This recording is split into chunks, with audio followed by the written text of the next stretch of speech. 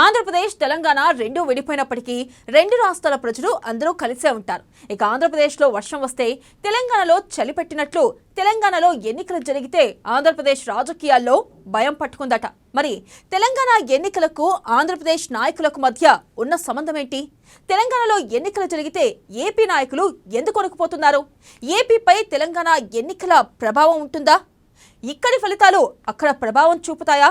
అసలు ఏపీకి తెలంగాణకు ఉన్న సంబంధం ఏంటి? Let's watch this story.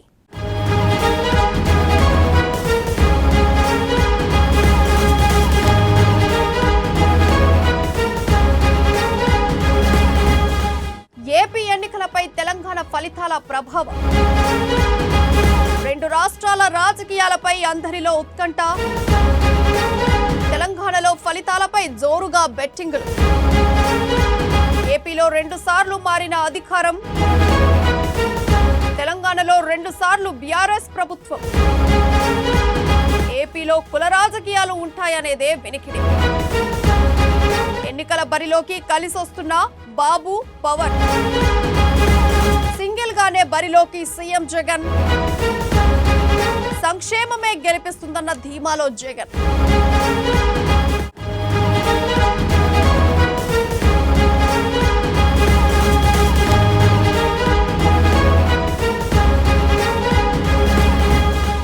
Telangana ఎన్నికల ఫలితాలు ఆంధ్రప్రదేశ్పై ప్రభావం చూపనున్నాయన్న చర్చ రాజకీయ వర్గాల్లో చర్చ జరుగుతుంది.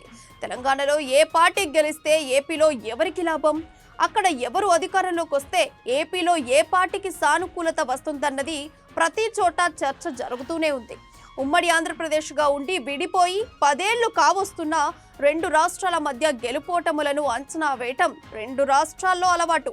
అందరూ తెలుగు వాళ్లే కాబట్టి సహజమే. అయితే ముందుగా తెలంగాణలో ఎన్నికలు జరుగుతుండడంతో అక్కడ ఎవరు గెలుస్తారన్న దానిపై ఏపీలో కూడా పెద్ద ఎత్తున బెట్టింగ్లు జరుగుతున్నాయంటే ఎంత నిశితంగా గమనిస్తున్నారో ఇట్టే అర్థం చేసుకోవచ్చు.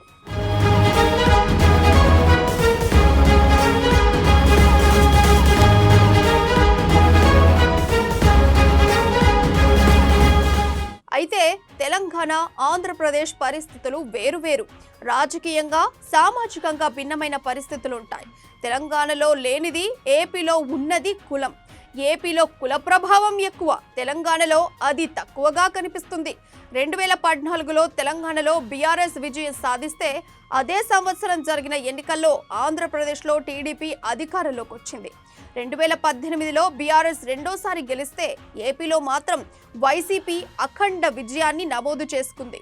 అంటే 2 సార్లు తెలంగాణలో ఒకే పార్టీ గెలిచినా ఏపీలో మాత్రం 2 సార్లు వేర్వేరు పార్టీలు అధికారంలోకి రావడం అందరికీ తెలుసు. అందుకే 2 రాష్ట్రాల మధ్య రాజకీయ ప్రభావం తక్కువగానే ఉంటుందంటున్నారు.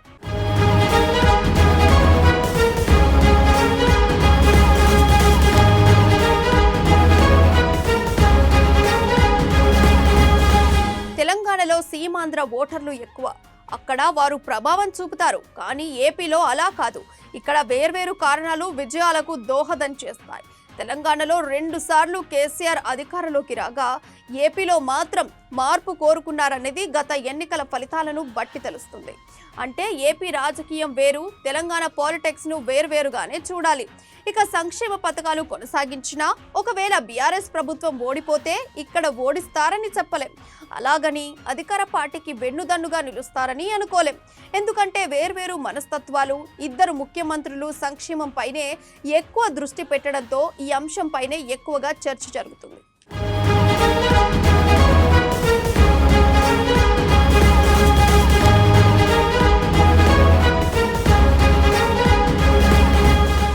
ఇక కేసీఆర్ అక్కడ ఒంటరిగానే బరిలోకి దిగారు. ఇక్కడ కుల ప్రభావం అధికంగా ఉండడంతో చంద్రబాబు బలమైన సామాజిక వర్గం అండగా ఉంటుందనుకున్న పవన్ కళ్యాణ్తో చేతులు కలిపారు. జగన్ మాత్రం ఒంటరిగానే బరిలోకి దిగుతున్నారు.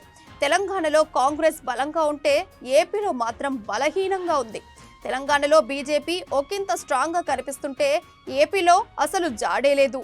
కమ్యూనిస్టుల ప్రభావం కూడా అంతే. అంటే 2 రాష్ట్రాల్లో మాట్లాడేది ఒకే భాష అయినా ఎన్నికలకు వచ్చేసరికి అనేక ఈక్వేషన్లు పనిచేస్తాయని విశ్లేషకులు చెబుతున్నారు. అందుకే తెలంగాణ ఎన్నికల ఫలితాలకు ఏపీలో జరగబోయే ఎన్నికలకు మధ్య పొంతన ఉండదన్న విశ్లేషణలు వెలువడుతున్నాయి.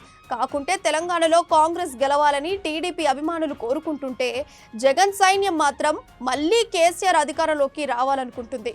ఇది కేవలం సరిపోల్చుకోవడానికే తప్ప గెలుపోటములను నిర్దేశించడానికి మాత్రం కాదన్నది విశ్లేషకుల అంచనా.